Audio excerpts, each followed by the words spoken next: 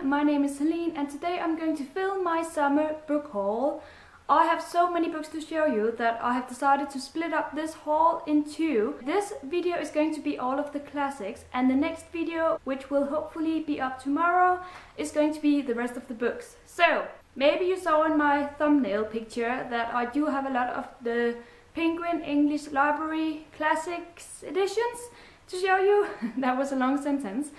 But I also have some other editions, so I'm going to start with those. First classic is The Secret Garden by Frances Hodgson Burnett, something like that.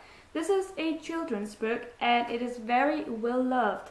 I've never read it, and when I saw this edition I just wanted to get it because I own I Capture the Castle by Dodie Smith in the same edition. So they look pretty on the shelves. It is the vintage children's edition? I don't know. But I'm very excited to read this. I got this because of the fact that it is part of the BBC Top 100 books list that I'm currently trying to complete. And I also really wanted to own it and read it, so here we have it. Next book is the first book I got in a second-hand bookstore for years. I haven't bought a book there for years, so this is quite extraordinary. But I found the exact book that I've been looking for, but that I haven't been wanting to pay full price for, and that is The Grapes of Wrath by John Steinbeck. Isn't that the title? This is the Danish version. Yes, The Grapes of Wrath. It is a used edition. I got it for so cheap. It is amazing. It is a classic. It's part of the BBC Top 100 list. Actually, I'm just going to go ahead and link the video to that list down below, because I did do a video about trying to complete that list, and if you haven't watched it then you can do that. But here we have another book from that list and I'm obviously excited to read it. I like the yellowish cover. It makes me think of summer. Next is Frankenstein by Mary Shelley. Now I have read some excerpts from this novel, but I've never read the complete novel, so here we have it. I decided to get it in this Penguin Classics edition with the white stripe here because I do have some other books in that edition and I like how they line up when they are standing next to each other. So here we have Frankenstein. I'm going to read this during Halloween, I think. I also have 1984 by George Orwell, a very well-loved classic, which is also a dystopian, and it deals with this Big Brother system that we know of, and that is kind of part of our world today. But this one was written years ago, so that's what's interesting about it, I think. I have never read it, so here we have it, and I don't know what I think of this cover, but it was what they had in store, so I got it. And then before we move on to the Penguin English Library editions, I have a box set, and that is Anne of Green Gables by L.M. Montgomery. Now, as you can see, we have 4 books in here, and I assumed that that would be the first 4 books in the series, but I was wrong because apparently this box set has an error in it. We have books 1, 2, 3 and 5, which is so stupid. So I think what I'm going to do is that I'm obviously going to read all 5 books, but the 4th one I will get on my Kindle. I'm just saying this so that you know, if you're going to buy this box set, then 1 book will be missing. This is the Aladdin editions, and I'm not going to pull out the books, but here you have them if you want to see the covers. Never read this series. It is so well loved and I'm very curious to see what it's all about. Okay, so let's move on to the Penguin English Library editions. I got 11 of those books because I'm insane. I wanted to own more of them. I already had 4 of them and I wanted to own more, so I bought 11.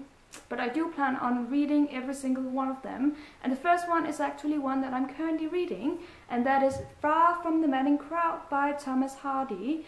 A book about a woman who is well loved by a lot of men, but she keeps rejecting them because she wants to be independent and she doesn't want to do what every other woman do, and that is to just say yes and get married and have children. She wants to have a say in this and not be too easily gotten. I'm almost done with this book and it's very interesting. I'm going to get more into it in my July wrap-up part 2. I also wanted to get another book by Thomas Hardy, which is very famous and part of the BBC Top 100 list, and that is Tess of the D'Urberville. I don't know if that's how you pronounce it, but that's how I pronounce it. This is about Tess, who lives in a village, I believe. And yeah, she's poor. I don't know too much about it, but I have heard of so many people who love this book and think it's one of their favorite classics. No, now I'm just rambling. I haven't heard that. I just heard of a lot of people who love this book. So here we have it. Then we have The Tenant of Wildfell Hall by Anne Bronte, a sister to Charlotte Bronte, whom I really like, and I would like to read more books by all of these sisters. And here we have one of them. I'm going to buddy read this book in August. Yes, in August.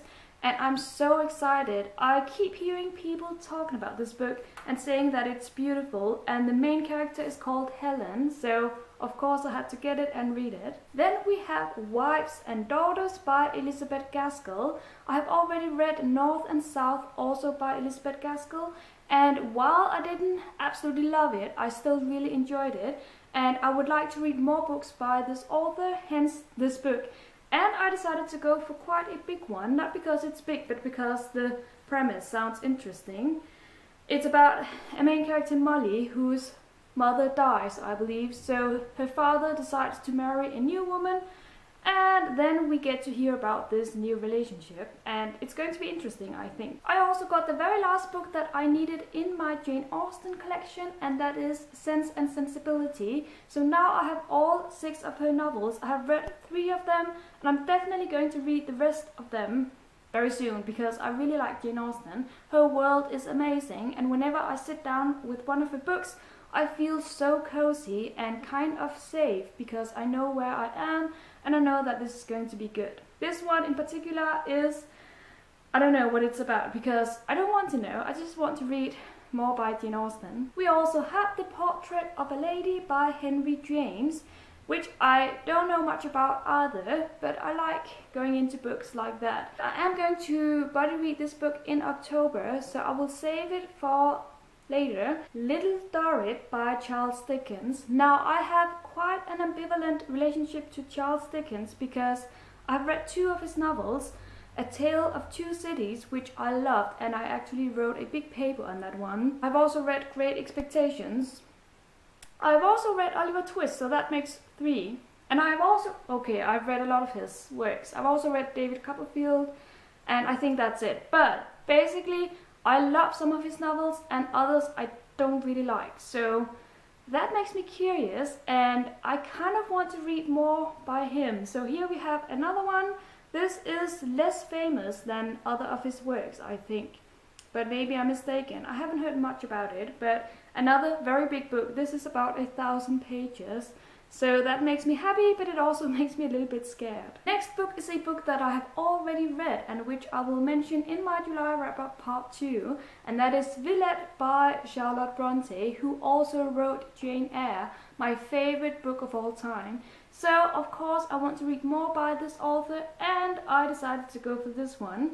I'm not going to tell you much about my feelings because I will do that in my wrap-up, but this is about a village called Villette and a heroine who likes to be independent and go out into the world and go on some adventures. Next is Ivanhoe by Sir Walter Scott. Why is he called Sir? Isn't he just called Walter Scott? Let me know in the comments if you know. Anyway, this was kind of an impulse buy because while I do want to read this book, it's not on the top of my list. But I saw it in the bookstore. I first heard about this book at university when we had to translate an excerpt from this book. And that's when I was told that this is actually a children's classic. But when I look at the size of it, it's 600 pages. It kind of makes it hard to believe that this is a children's classic. So I don't know, maybe you can tell me in the comments if you know, but here we have it. And the last 2 classics I have to show you is first The Mill on the Floss by George Eliot. I read Middlemarch by George Eliot last year. I don't know if you can see it, but it's the last one over here on my beautiful classics shelf. And I quite liked it. It was such an interesting read about a village and the characters living in and around this village. And even though it was long, it was very as I said, interesting. So I want to pick up more by this author. I like to discover an author, and if I like him or her, then I want to dive into their authorship and read more by this person. So that's what I've decided to do with George Eliot as well. This one I don't know much about, because that's how I roll. That's how I like to read my books, but here we have it. And the last book I have to show you is Howards End by E.M. Forster. Now, I've already read A Room with a View by E.M. Forster some years ago, and I loved it. And so I want to read more by him, and I saw this one in the bookstore, so I grabbed it. Now, this cover is so beautiful. It has umbrellas, and I like umbrellas, so yeah. I don't know how that connects with the story, but I will find out for sure.